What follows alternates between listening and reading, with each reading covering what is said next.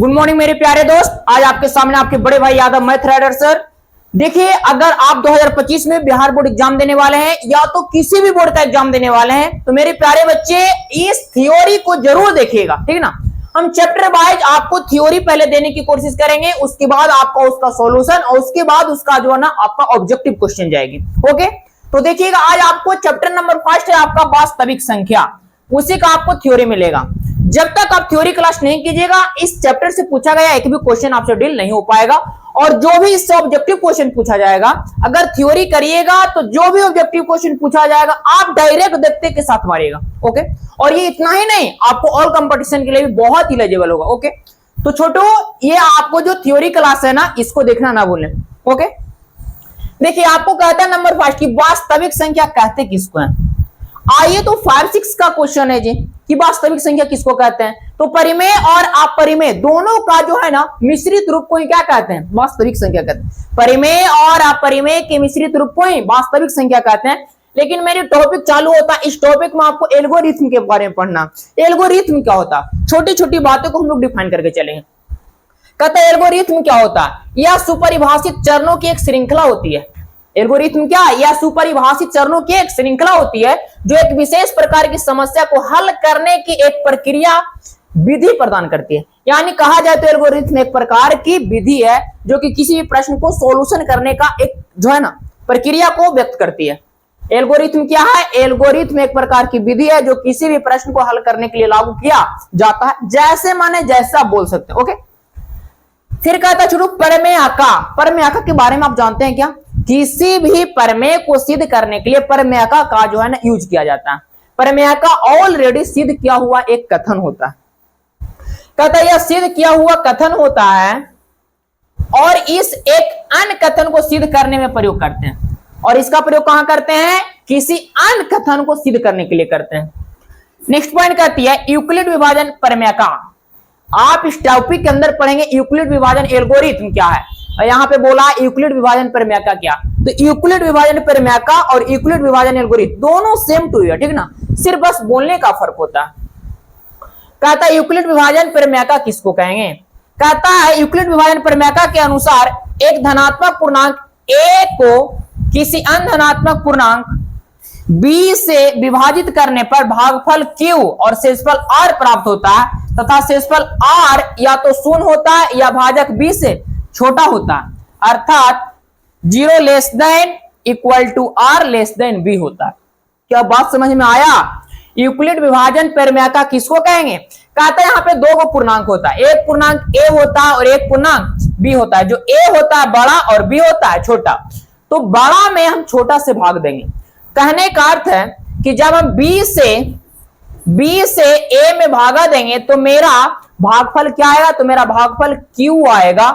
और जब q आएगा भागफल तो हो जाएगा bq, और a में से bq घटेगा तो क्या आ जाएगा, शेषफल क्या बचेगा, r बचेगा। यही आपको डिफाइन करता है यूक्लिड विभाजन परमेयका या तो यूक्लिड विभाजन एल्गोरिथम क्या कहती है कि दो पूर्णांक a और b है जिसमें a बड़ा है और b छोटा है। अगर a में b से भाग दी जाती है तो q भागफल आएगा और r शेषफल आएगा, जहां r की वैल्यू या तो 0 होगा या तो b से क्या होगा, छोटा होगा। इसलिए इसको लिखते हैं 0 less than equal to r less than b। इसका मतलब होता है कि जो r की वैल्यू या तो 0 है या तो 0 से क्या है, बड़ा है। r की वैल्यू या तो 0 है या तो 0 के बराबर है, और यहां पे जो r की वैल्यू है ये b से क्या है, छोटा है। बस समझ में आ रही है। इस इक्वेशन को आपको जरूर याद रखना होगा क्योंकि इससे ऑब्जेक्टिव क्वेश्चन पूछा जाता है और बहुत सारे क्वेश्चन को है ना सोल्यूशन करने के लिए इसका हम यूज करेंगे। इसका मतलब क्या होता है, r की वैल्यू 0 के बराबर है या तो 0 से बड़ा है और b से छोटा है। ओके, चलिए नेक्स्ट पॉइंट क्या कहती है।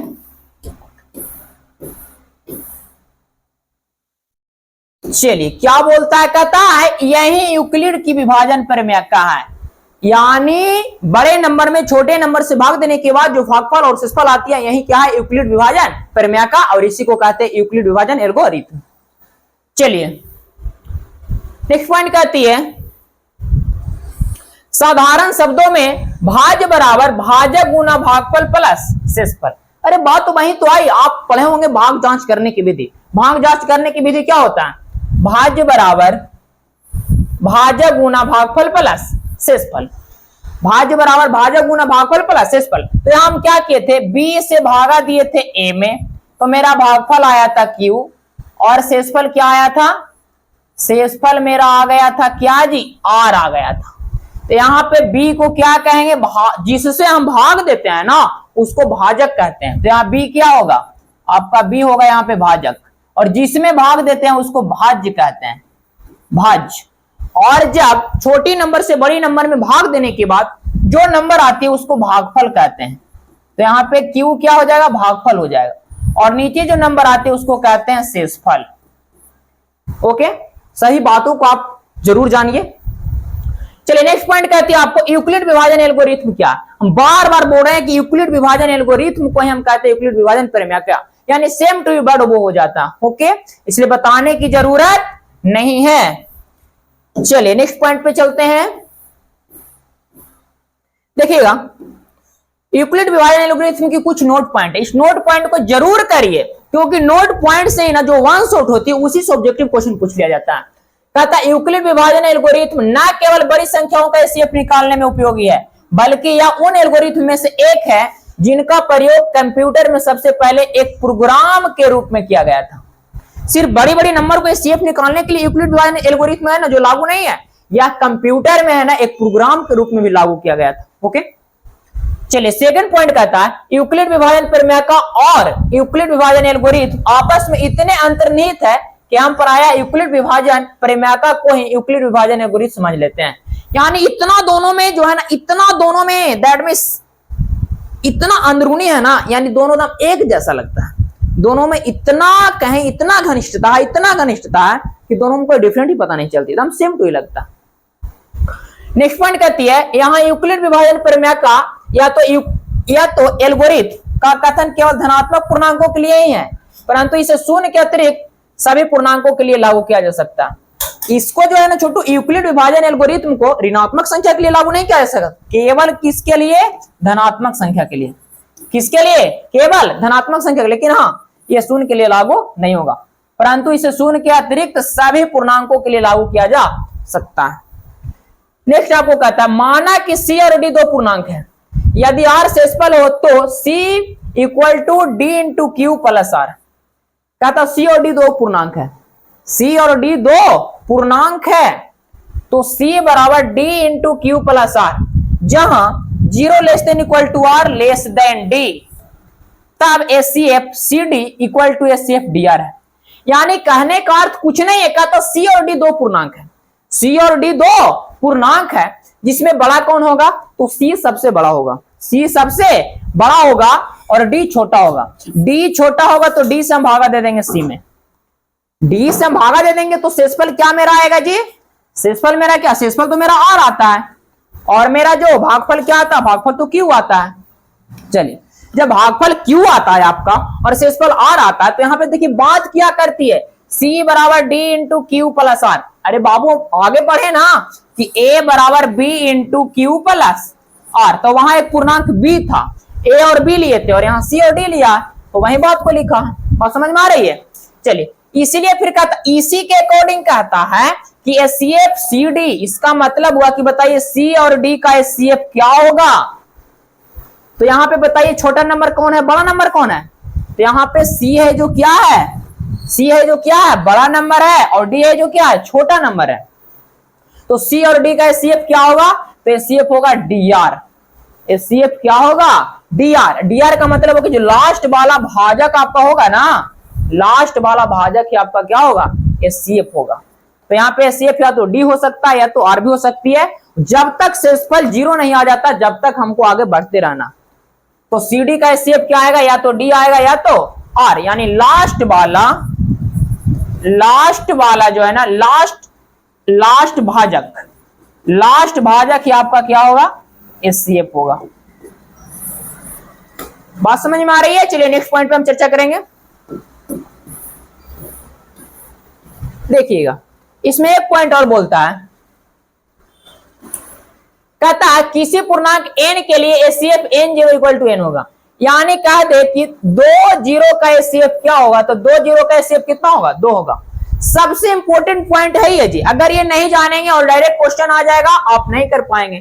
कहता है किसी पूर्णांक n के लिए एचसीएफ n0, इसका मतलब होता है ना कि n और 0 दो नंबर होगा, इसका एचसीएफ क्या होगा, तो n और 0 का एचसीएफ अगर पूछेगा तो क्या होगा, n होगा। n कोई नंबर है, जैसा कि हम क्वेश्चन में आपको दे रखे हैं कि 2 और 0 का एचसीएफ क्या होगा, तो 2 होगा। सपोज दैट 12 और 0 का एचसीएफ क्या होगा, तो क्या होगा, 12 होगा। किसके अकॉर्डिंग, इस नोट पॉइंट के अकॉर्डिंग। ओके, चलिए अगला पॉइंट कहता अंकगणित की मूलभूत प्रमेय। अंकगणित की मूलभूत प्रमेय यानी दैट मींस अंकगणित का कुछ प्रमेय होता है। कहता प्रत्येक भाज्य संख्या को अभाज्य संख्या के एक गुणनफल के रूप में व्यक्त किया जा सकता है। हाँ, किया जा सकता है। प्रत्येक भाज्य संख्या को अभाज्य संख्या के गुणनफल के रूप में व्यक्त किया जा सकता है तथा यह गुणनखंड अभाज्य गुणनखंडों के आने वाले क्रम के बिना अद्वितीय होता है। हम जानते हैं कि कोई धनात्मक अभाज्य संख्या केवल एक या फिर स्वयं से ही भाज्य होती है, भाज्य होती है। हाँ, अभाज्य संख्या किसको कहते हैं, वैसी संख्या जो एक और अपने आप के अलावा और किसी से विभाजित नहीं होती उसे भाज्य संख्या कहते हैं। अर्थात किसी भी अभाज्य संख्या के गुणनफल केवल 1 इंटू पी के रूप में 1 इंटू पी के रूप में ही होता है। हाँ, या तो वो एक से कटती है या तो अपने आप से कटती है, इसलिए उसको पी लिखा है, वो स्वयं हो गया, यानी एक से या तो स्वयं से, उसी को कहते हैं अभाज्य संख्या। तो कहता है कि किसी भी भाज्य संख्या को हम अभाज्य संख्या के गुणनफल के रूप में व्यक्त कर सकते हैं। जैसे सपोज दैट आप एग्जांपल के लिए ले लीजिए 12, तो 12 एक भाज्य संख्या है। अब बताइए इसको अभाज्य संख्या के गुणनफल के रूप में कैसे व्यक्त करेंगे, तो 12 केरा से विभाजित है, 12 है 1 से विभाजित है, 2 से विभाजित है, 3 से विभाजित है, 4 से विभाजित है, 6 से विभाजित है कि नहीं, तो 1 नहीं लिया जाता है। तो 12 को हम क्या करेंगे, 12 को हम फैक्टर करेंगे, 2 से 2 छक्का 12, 2 से 2 3 6। अब इसी को हम कैसे लिखेंगे, 2 गुना 2 गुना 3, 2 गुना 2 गुना 3। बताइए अभाज्य संख्या हो गया कि नहीं। अभाज्य संख्या के गुणनफल के रूप में व्यक्त करना ही क्या कहलाता है, अंकगणित की मूलभूत प्रमेय कहलाता है। बात समझ में आ रही है। चलिए नेक्स्ट पॉइंट पे हम बात करते हैं। आपको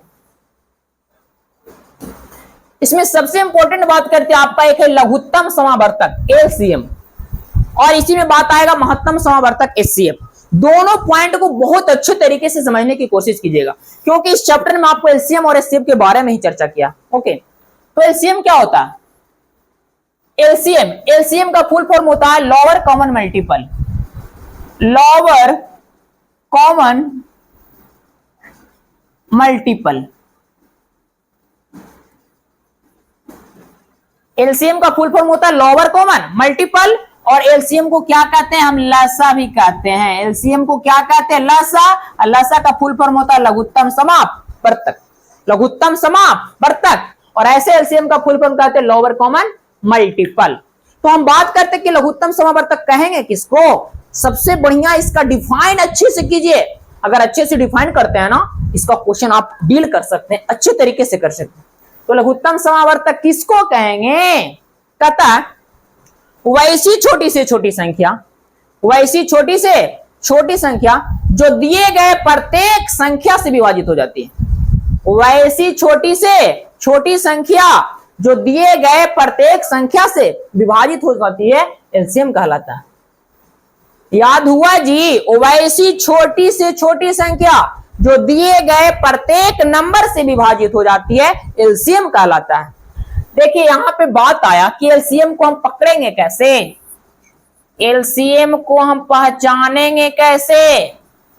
दैट मींस छोटू कहने का मेरा मकसद है कि अगर लैंग्वेज वाला प्रश्न आता है तो लैंग्वेज वाला प्रश्न को हम कैसे समझेंगे कि वो एलसीएम निकालने के लिए बोल रहा है। तो ध्यान रहे, उसमें बात बोलेगा छोटी से छोटी संख्या, छोटी से छोटी। जब भी छोटी से छोटी की बात करता है, आंख मूंद के आप एलसीएम निकालिएगा। ओके, जब भी छोटी से छोटी की बात करता आप क्या निकालिएगा, एलसीएम निकालिएगा। ओके, चलिए नेक्स्ट बात करता महत्तम समावर्तक। महत्तम समावर्तक किसको कहेंगे, तो कहता है महत्तम समावर्तक को मासा भी कहा जाता है। मा से महत्तम, सा से समावर्तक। मासा का फुल फॉर्म होता है महत्तम समावर्तक, और यहां इसको अंग्रेजी में कहते हैं एचसीएफ। तो एचसीएफ का फुल फॉर्म क्या होता है, highest common factor. Highest common factor. HCF का फुल फॉर्म होता है हाईएस्ट कॉमन फैक्टर। आप कहेंगे एचसीएफ कहेंगे किसको, तो एचसीएफ का छोटू डिफाइन होता वह बड़ी से बड़ी संख्या, वह बड़ी से बड़ी संख्या जो दिए गए प्रत्येक नंबर को विभाजित कर देता है, वह बड़ी से बड़ी संख्या जो दिए गए प्रत्येक नंबर को विभाजित कर देता है, एचसीएफ कहलाता है। वह बड़ी से बड़ी संख्या। एचसीएफ को कैसे पहचानेंगे? अगर लैंग्वेज वाला प्रश्न आ जाए तो हम कैसे मानेंगे कि इसका एचसीएफ निकालना है? हाँ, पहचानने के लिए आपको बता दूं वही सटीक ट्रिक। नंबर फर्स्ट, जब भी बड़ी से बड़ी की बात करें, जब भी बड़ी से बड़ी की बात करें, महत्तम की बात करें, अधिकतम की बात करें, बोलेगा अधिकतम लंबाई, महत्तम लंबाई, ऐसे करके बोलता है ना जी। बड़ी से बड़ी की बात करें, महत्तम की बात करें, अधिकतम की बात करें, समान की बात करें, समान, वर्गाकार की बात करें, बराबर की बात करें, जब इस तरह की बात करेगा ना, अब डायरेक्ट एचसीएफ निकाल दीजिएगा। मेरी प्रॉमिस है, इस तरह के क्वेश्चन जब भी बोलेगा बड़ी से बड़ी की बात, महत्तम, अधिकतम, समान, वर्गाकार, बराबर, जब भी ये सब बात आवे डायरेक्ट आप एचसीएफ निकालिएगा, आपका आंसर राइट आएगा। ओके, एचसीएफ और एचसीएफ का एक हम छोटा सा वीडियो आपको बना के अपलोड करेंगे, ठीक ना। उसमें प्रत्येक प्रकार के क्वेश्चन को है ना वहां पे ऑब्जर्व करेंगे। अगर हम अभी बताने लगे तो बहुत लॉन्ग थ्योरी हो जाएगा, ठीक ना।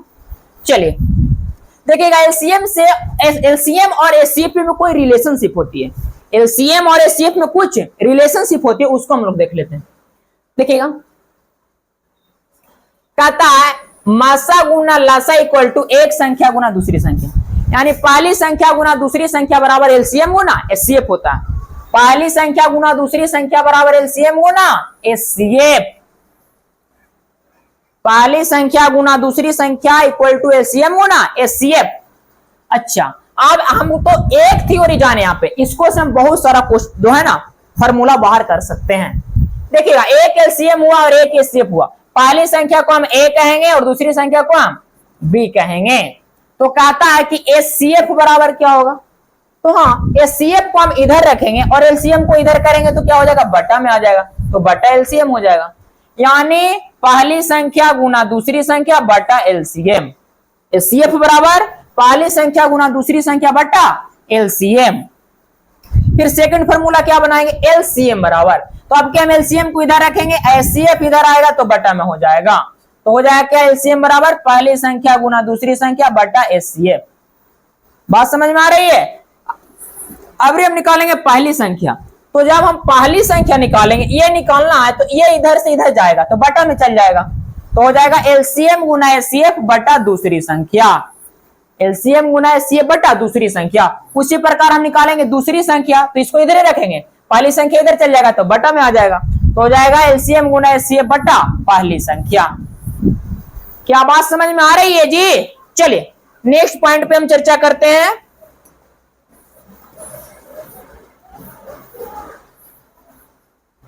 देखिएगा, यहां पे एक बात बोलता है, बहुत मस्त क्वेश्चन है, और ये क्वेश्चन आपको 2 मार्क्स देके जाएगा। कितना मार्क्स? 2 मार्क्स देकर जाएगा।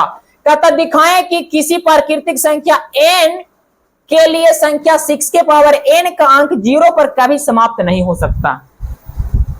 क्या बोला? दिखाएं कि, यानी साबित करें कि किसी प्राकृतिक संख्या n के लिए संख्या 6 के पावर n अंक 0 पर कभी समाप्त नहीं। 6 के पावर n यानी आपको लिखना को 6 के पावर n, जहां n क्या है, प्राकृतिक संख्या। प्राकृतिक संख्या का क्या कहते हैं? गिनती की संख्या को प्राकृतिक संख्या कहा जाता है। यानी n की वैल्यू आप 1 ले सकते हैं, 2, 3, 4 डॉट डॉट डॉट कुछ भी ले सकते हैं। तो उसकी वैल्यू कितना आना चाहिए? उसकी वैल्यू जो 0 पर कभी समाप्त होता नहीं है, इकाई अंक 0 पर समाप्त नहीं होता। तो इस तरह के क्वेश्चन को कैसे बनाएंगे? कुछ नहीं करना। कहता है छोटू कि जब भी किसी भी अंक का अंतिम अंक 0 पर समाप्त करने की बात कहे तो वो तब ही संभव है जब उसके बेस का गुणनखंड जो होगा 2 और 5 का गुणनखंड होगा। उसके बेस का मतलब हुआ कि 6 के पावर n है तो 6 बेस हो गया और n है जो घात हो गया। तो जब तक बेस का गुणनखंड 2 और 5 का गुणनखंड नहीं होगा, वो है जो उसका इकाई अंक 0 पर समाप्त नहीं होगा। आप भेजा में डाल लीजिए इसको, किसी भी अंक का घात कोई भी नंबर रहे, तो जब तक उसका बेस का अभाज्य गुणनखंड 2 और 5 का अभाज्य गुणनखंड नहीं रहेगा, वो उसका इकाई अंक 0 पर समाप्त नहीं होगा। तो देखिए मेरे प्यारे दोस्त, यहां पे क्या लिखा, 6 के पावर n। अब हम 6 को अभाज्य गुणनखंड करेंगे तो 6 किसका अभाज्य गुणनखंड, 2 और 3 का, और यहाँ पे 2 और 3 का अभाज्य गुणनखंड है, और 0 पर अंत कब होगा, जब उसका अभाज्य गुणनखंड 2 और 5 रहेगा तब। तो हम क्या करेंगे, कहता है कोई संख्या जो 0 पर समाप्त होती है तो वह 2 तथा 5 से अवश्य विभाजित होनी चाहिए। यानी कोई संख्या 0 पर समाप्त होगा कब, जब उसका बेस का अभाज्य गुणनखंड 2 और 5 होगा, अन्यथा नहीं होगा। देखिए 6 को अभाज्य गुणनखंड करेंगे तो 2 इंटू 3 आएगा, तो 6 के पावर n, तो 2 इंटू 3 के पावर n लिखेंगे जी। तो फिर देखिएगा n दोनों पर हो जाएगा, तो 2 के पावर n इंटू 3 के पावर n। जैसे क्या फॉर्मूला जानते हैं ना, a इंटू बी के पावर n इक्वल टू 1 के पावर n इंटू बी के पावर n, उसको इस प्रकार से तोड़ा गया। अतः 6 के पावर n में 5 गुणनखंड नहीं है। बताइए 5 आया है, 2 आया है, बट 5 नहीं आया, उसके जगह 3 आ गया, इसलिए ऐसा संभव नहीं होगा। अतः 6 के पावर n अंक कभी भी 0 पर समाप्त नहीं हो सकता। ओके, चलिए नेक्स्ट पॉइंट कहता है आपका वास्तविक संख्या किसको कहेंगे। वास्तविक संख्या जिसकी चर्चा हम लोग कर रहे थे, कहता परिमेय संख्या और अपरिमेय संख्या के समूह को वास्तविक संख्या कहते हैं। परिमेय और अपरिमेय संख्या के समूह को वास्तविक संख्या कहा जाता है। जैसे 3, 5, √7 माइनस √3/2। छोटू यहाँ पे परिमेय भी आ जाएगी और अपरिमेय भी आ जाएगा। नेक्स्ट बात करता है परिमेय संख्या। परिमेय संख्या किसको कहते हैं, वैसी संख्या जिसे p बटा q के रूप में लिखा जा सकता है। वैसी संख्या जिसे p बटा q के रूप में लिखा जा सकता है जहां q डज नॉट 0, यानी q 0 के बराबर नहीं होनी चाहिए, तो उस संख्या को परिमेय संख्या कहा जाता है। वह संख्या जिसका दशमलव प्रसार शांत अथवा अशांत आवर्ती होता है परिमेय संख्या कहलाता है। या तो फिर बोल सकते हो वैसी संख्या जिसका दशमलव प्रसार क्या हो, शांत हो। क्या हो, शांत हो। शांत होने का मतलब होता है छोटू कि उसके बेस में 2 और 5 का गुणनखंड होगा। उसके बेस में 2 और 5 का गुणनखंड होगा तो वो संख्या कैसा होगा, शांत होगा, जो कि हम आगे चर्चा करेंगे। चलिए एग्जांपल कहता है 2/4, 3, 1/√, दैट मींस 1/3। ये सब क्या है, परिमेय संख्या, क्योंकि p बटा q के रूप में लिखे हैं जहां q की वैल्यू 0 नहीं है। बताइए बेस में 0 है जी, नहीं है, इसलिए क्या है, परिमेय संख्या। यहाँ पे हुआ 22/7। 22/7 भी एक परिमेय संख्या है जो कि बहुत बार पूछा जाता है। लेकिन बात करेंगे पाई की, तो पाई एक अपरिमेय संख्या है, जबकि पाई की वैल्यू ही 22/7 होता है। 22/7 एक परिमेय संख्या है, लेकिन पाई क्या है, अपरिमेय संख्या। याद रहे ये नोट पॉइंट। नेक्स्ट बात करते हैं अपरिमेय संख्या किसको कहेंगे। वह संख्या जिसका दशमलव प्रसार अशांत होता है उसे अपरिमेय संख्या कहते हैं। जिसका दशमलव प्रसार शांत होगा उसे परिमेय संख्या, जिसका दशमलव प्रसार अशांत होगा उसे अपरिमेय संख्या। ओके, शांत तो क्या होगा, परिमेय, अशांत तो क्या होगा, अपरिमेय। बायो ट्रिक भी याद कर सकते हैं। या तो इसका सेकंड डिफाइन हम देखें छोटू, वैसी संख्या जिसे p बटा q के रूप में नहीं लिखा जा सकता है। p बटा q के रूप में नहीं लिखा जा सकता है जहां q इक्वल टू 0 होगा। जहां q इक्वल टू 0 होगा तो उस संख्या को हम अपरिमेय संख्या कहते हैं। या तो आपको हम थर्ड डिफाइन भी दे सकते हैं छोटू, कहता है आपको कि वैसी संख्या जिसका पूरा मूल नहीं निकाला जा सकता अपरिमेय संख्या कहलाता है। पूरा मूल का मतलब है √3। इसका मतलब क्या होगा, 3 का वर्गमूल निकालिए, तो 3 का वर्गमूल निकलेगा, पूरा नहीं निकलेगा। अगर हम कहेंगे √7, बताइए √7 है, ये 7 का क्यूब रूट तीसरा मूल निकालेंगे, निकलेगा, नहीं निकलेगा, तो ये भी क्या हो जाएगा, ये सब अपरिमेय हो जाएगा। जैसे √2, √3, √4 ये सब क्या हो जाएगा, अपरिमेय संख्या होगा। पाई भी क्या हो जाएगी, अपरिमेय संख्या। ओके, नेक्स्ट पॉइंट कहता है पूर्णांक किसको कहते हैं। कहता शून्य से आरंभ होकर जितनी भी संख्या है सब क्या है, एक पूर्णांक संख्या। शून्य से आरंभ होकर और शून्य से पहले माइनस वाला भी संख्या, जैसे हो जाएगा -1, -2, -3, -4, ये सब जो नंबर है ना, सॉरी इसको ऐसे नहीं लिखिए, हम लोग ऐसे लिखते, देखिए डॉट डॉट डॉट -5, -4, -3, -2, -1, उसी से करते करते क्या हो गया 0, फिर क्या हो जाएगा 1, 2, 3 डॉट डॉट डॉट। यानी देखिए ऋणात्मक संख्या से स्टार्ट होकर 0 से क्रॉस करते हुए धनात्मक संख्या में प्रवेश कर जाती है, ये सभी पूर्णांक है। शून्य प्राकृतिक संख्या एवं ऋणात्मक प्राकृतिक संख्या के समूह को पूर्णांक कहते हैं। शून्य प्राकृतिक संख्या, धनात्मक प्राकृतिक संख्या और ऋणात्मक प्राकृतिक संख्या के समूह को क्या कहते हैं? एक पूर्णांक कहते हैं। ये सब है जो एक ऋणात्मक पूर्णांक है, ये जो है शून्य पूर्णांक है और ये क्या है? धनात्मक पूर्णांक है। ओके, चलिए नेक्स्ट पॉइंट कहता है आपको कुछ छोटे छोटे नंबर है उसको यहां पे डिफाइन करता है, कर रहा है ना। कहता है सम संख्या किसको कहते हैं? वैसी संख्या जो 2 से विभाजित होती है उसे सम संख्या कहते हैं। वैसी संख्या जो 2 से विभाजित होती है उसे सम संख्या कहते हैं। एक ट्रिक के रूप में आप याद कर सकते हैं, ट्रिक के रूप में आप याद कर सकते हैं, वैसा संख्या जिसके अंतिम अंक, सबसे लास्ट वाला अंतिम अंक 0 रहे, 2 रहे, 4 रहे, 6 रहे, 8 रहे, वो संख्या सम संख्या कहलाएगा। वैसी संख्या जिसका अंतिम अंक 0, 2, 4, 6, 8 है वो भी सम संख्या कहलाएगा। ओके, तो हम फटाफट पकड़िए, जैसे छोटू यहां 5 नहीं होगा, 4, 6, 8, 10 ये सब क्या है? सम संख्या। बात करते हैं सबसे छोटी सम संख्या क्या होता, तो सबसे छोटी सम संख्या इक्वल टू 2, सबसे छोटी सम संख्या 2 होता है, याद रहे। चलिए नेक्स्ट पॉइंट कहता है विषम संख्या किसको कहते हैं? वैसी संख्या जो 2 से विभाजित नहीं होती है, वैसी संख्या जो 2 से विभाजित नहीं होती है विषम संख्या कहलाता है। अगर इसको ट्रिक से याद करें तो कह सकते हैं कि वैसी संख्या जिसका अंतिम अंक 1 हो, 3 हो, 5 हो, 7 हो, 9 हो, ये सभी संख्या क्या कहलाएगा? विषम संख्या कहलाएगा। वैसी संख्या जिसका अंतिम अंक 1, 3, 5, 7, 9 हो वो विषम संख्या कहलाएगा। और सबसे छोटी विषम संख्या क्या हो जाएगी? तो सबसे छोटी विषम संख्या 1 हो जाएगा। सबसे छोटी विषम संख्या क्या हो जाएगा? 1 हो जाएगा। चलिए नेक्स्ट पॉइंट कहता है आभास संख्या किसको कहते हैं? आभास संख्या वैसी संख्या जो एक और अपने आप के अलावे और किसी से विभाजित नहीं होता, आभास संख्या कहलाती है। वैसी संख्या जो एक और अपने आप के अलावा और किसी से विभाजित नहीं होती है उसे क्या कहते हैं? आभास संख्या। और आभास संख्या का जो है ना, अगर आभास संख्या को जो है ना एक समीकरण के रूप में व्यक्त किया जाए तो 1 into n से व्यक्त करेंगे। यानी एक का मतलब हुआ एक और n का मतलब हुआ स्वयं खुद, यानी n की कुछ भी वैल्यू हो सकता है।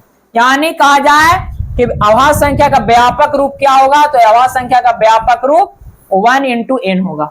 ओके, बात कहा जाए एग्जाम्पल की आभास संख्या की तो क्या होगा? 2, 3, 5, 7, 11, 13 डॉट डॉट डॉट बढ़ते चल जाएगी। वैसी संख्या जो एक और अपने आप के अलावा और किसी से विभाजित नहीं होती है तो देखिए क्या कहेंगे? 1 क्यों नहीं होगा? तो 1 तो एक ही नंबर हुआ ना, या तो स्वयं कहिए या तो 1 कहिए, इसलिए 1 नहीं आएगा आभास संख्या की श्रेणी में। ओके, हाँ 2 आएगा क्योंकि 2 1 से विभाजित है और खुद से विभाजित है। तो सबसे छोटी आभास संख्या की बात करें, सबसे छोटी आभास संख्या क्या होगा? 2 होगा। सबसे छोटी आभास संख्या क्या होगा? 2 होगा। इतना तक मेरे प्यारे बच्चे आप लोग को डॉट नहीं हुआ होगा। ओके, चलिए आगे बढ़ते हैं हम लोग। नेक्स्ट बातें करती है भाज्य संख्या किसको कहते हैं? भाज्य संख्या वैसी संख्या जो एक और अपने आप के अलावा और किसी से भी विभाजित होती है। वैसी संख्या जो एक और अपने आप के अलावा और किसी से विभाजित होती है उसे भाज्य संख्या कहते हैं। या तो आपको सेकंड डिफाइन कर सकते हैं, वैसी संख्या जिसका 2 से अधिक गुणनखंड होता है।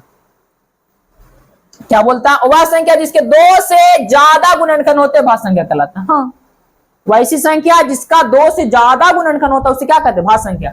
जैसे 4, 6, 8, 9, 10, 12 डॉट डॉट डॉट। बताइए 4 1 से भी विभाजित है, 2 से भी विभाजित है, 4 से भी विभाजित है, तो इसका कितना गुणनखंड है? 3 गुणनखंड है। सबसे छोटी भाज्य संख्या की बात करें तो सबसे छोटी भाज्य संख्या 4 होती है। सबसे छोटी भाज्य संख्या 4 होती है। चलिए देखिए यहां पे नोट पॉइंट लिखा गया है कुछ कि एक न तो अभाज्य संख्या है और नहीं भाज्य संख्या। एक न तो भाज्य संख्या नहीं तो अभाज्य संख्या। याद रहे नोट पॉइंट, ये सब बहुत इंपॉर्टेंट है। मेन इंपॉर्टेंट पॉइंट आ गया आपको छोटू, बोलता है शांत दशमलव प्रसार किसको कहते हैं? शांत दशमलव प्रसार किसको कहते हैं?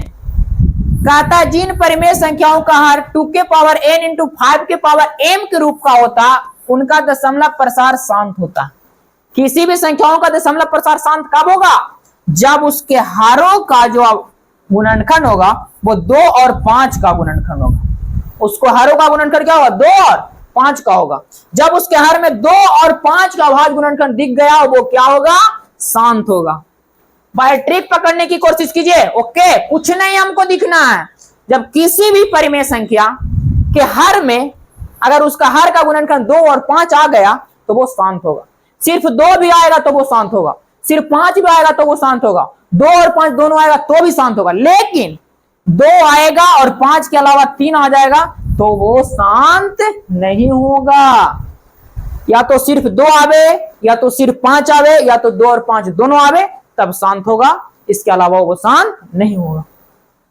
जैसे कहता है 2/4। अब बताइए हर में क्या आया, 4 आया, इसका अभाज्य गुणनखंड करेंगे तो 2 × 2, हाँ हर में 2 है, होगा। कहेंगे 8/12, तो 8/12 8, अब 12 को करेंगे तो 2 दूनी 4 3 12, 2 तो आ रहा, 3 आ रहा, इसलिए ये शांत नहीं होगा। हाँ कहेंगे 6/125, अच्छा 6 125 को करेंगे 25 25 25 25 7 से, हाँ ये होगा क्योंकि सिर्फ 5 आ रहा है, ये होगा। मेरे प्यारे बच्चे जितना भी थ्योरी करवा रहे हैं आसान है, बल्कि विश्वास आप लोगों को समझ में आ रहा हो। ओके चलिए नेक्स्ट पॉइंट पे चर्चा करते हैं। देखिएगा नेक्स्ट पॉइंट बोल रहा है आपको अशांत आवर्ती। अभी हम लोग पढ़ रहे थे शांत, अब पढ़ेंगे अशांत किसको कहते हैं। कहता है जिन परिमेय संख्याओं का हर 2 के पावर n इंटू 5 के पावर m के रूप का नहीं होता है उन संख्याओं का दशमलव प्रसार क्या होता है, अशांत होता है। क्या कहा जाए, कहा जाए किसी परिमेय संख्याओं का हर का जो गुणनखंड होगा वो 2 और 5 नहीं होगा। हर का गुणनखंड 2 और 5 नहीं होगा तो उसका दशमलव प्रसार क्या होगा, अशांत होगा। वैसी परिमेय संख्या जिसके हरों का अभाज्य गुणनखंड 2 और 5 नहीं होगा वैसी संख्या जो है क्या कहलाएगी, उसका दशमलव प्रसार क्या होगा, अशांत होगा। जैसे कहता हूं 1/3, देखिए 3 आ गया, हमको 2 मिले ना तो 5 मिले, 2 और 5 के अलावा कोई भी मिल गया अशांत हो जाएगा। 3 मिल गया क्या हो जाएगा, अशांत हो जाएगा। 17/6, 6 को तोड़ेंगे तो 2 और 3 आएगा, तो 2 तो ठीक है बट 3 क्यों आया, इसलिए भी क्या हो जाएगा, अशांत हो जाएगा। मेरे प्यारे बच्चे बात समझ में आ रही है? अगर समझ में आ रही है तो आप कमेंट सेक्शन में भरपूर यस लिखिए, भरपूर यस लिखिए। ओके, और आपको जो है ना अगला थ्योरी, अगर अगला चैप्टर की थ्योरी चाहिए तो आप कमेंट सेक्शन में रिप्लाई डाल दीजिए, किसी तरह का थ्योरी आप अगला चैप्टर को भी डालिए। ओके चलिए अब छोटू कुछ नोट पॉइंट है, और ये नोट पॉइंट आपको सिद्ध करने के लिए लागू होगा किसको, अपरिमेय संख्या को। जैसे क्वेश्चन आता है ना कि √3 एक अपरिमेय संख्या सिद्ध करें, 2 + √3 एक अपरिमेय संख्या सिद्ध करें, आती है ना, उस तरह के क्वेश्चन को सिद्ध करने के लिए ये वाली बात आएगी। कहता मान लीजिए p एक अभाज्य संख्या है, यदि p a² को विभाजित करती है तो p a को विभाजित करेगी। अगर p है जो a² को विभाजित करती है तो गारंटी लेते हैं कि p है जो a को भी विभाजित करेगी, जहां एक धनात्मक पूर्णांक है। बस समझ में आया? अगर p a² को विभाजित करती है तो p a को भी विभाजित करेगी। जब हम सिद्ध करेंगे वहां पे ना अपरिमेय संख्या को, तो यही बात हम बोलेंगे वहां पे, आप कंफ्यूज मत होइएगा। बार बार कह रहे हैं अगर p a² को विभाजित करेगी तो p a को भी विभाजित करेगा। नेक्स्ट पॉइंट कहता हम जानते हैं p/q जहां q डज नॉट 0 एक परिमेय संख्या हाँ है, जहां p तथा q सह-अभाज्य पूर्णांक संख्या है। परिमेय संख्याओं के दशमलव प्रसार 2 प्रकार के होते हैं, एक शांत और एक दूसरा अशांत। हाँ परिमेय संख्या का दशमलव प्रसार 2 प्रकार के होते हैं, एक शांत और एक अशांत। नंबर फर्स्ट शांत कब होगा जी, नंबर फर्स्ट शांत कब होगा, जब उसके हारों का अभाज्य गुणनखंड 2 और 5 होगा तो वो शांत होगा। नंबर सेकंड अशांत कब होगा, जब उसके हारों का अभाज्य गुणनखंड 2 और 5 नहीं होगा तो वो क्या होगा, अशांत होगा। मेरे प्यारे बच्चे ये सब बातें क्या करनी है, बस शॉर्ट ट्रिक में उड़ा देना है। ओके चलिए नेक्स्ट पॉइंट बोलता है आपका, चलिए आज के लिए इतना ही। अगर छोटू इस तरह का आपका जो है ना, अगर आपको ये नोट्स परचेज करना रहे तो आप मेरे व्हाट्सएप नंबर पे कांटेक्ट कर सकते हैं, ठीक ना, 7258041994, और आप इस जो है ना नोट्स को भी परचेज कर सकते हैं। ओके आज के लिए इतना है, थैंक यू सो मच।